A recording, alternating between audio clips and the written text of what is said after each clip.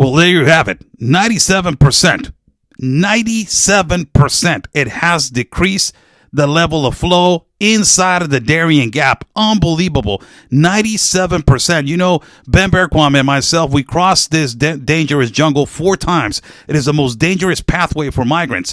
On the 3rd time that we went in there, there's a migrant camp that is called Lajas Blancas. We saw an overflow between 7,000 to 10,000 migrants that day. And then we did the Emburse route, trying to walk inside of the Darien jungle. On the 3rd time, we saw between 2,000 to 2,500 migrants per day coming down from the Death Mountain into the middle parts of the Darien Gap. Unbelievable. This is a huge low blow by the Trump administration to the organized crime and the cartel in Colombia, and particularly to the pop businesses that were living out of this humanitarian crisis and this human suffering, selling their little stoves, selling their boots, selling their little camping spots, selling all of this stuff, making money out of human suffering. Ultimately, also to the NGOs, huge low blow to them, making money out of human suffering and living out of this humanitarian crisis. But ultimately, and lastly, to the organized crime in Colombia.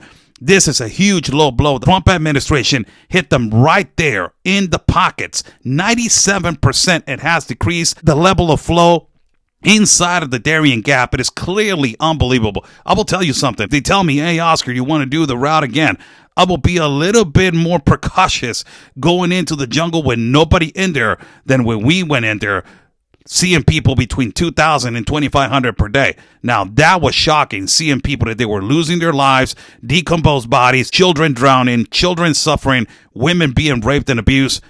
Thank God that that is over. Thank God that that is 97% that it has decreased. The Trump administration closing the Darien Gap, but also saving lives from dying and saving lives from being abused and raped and saving children.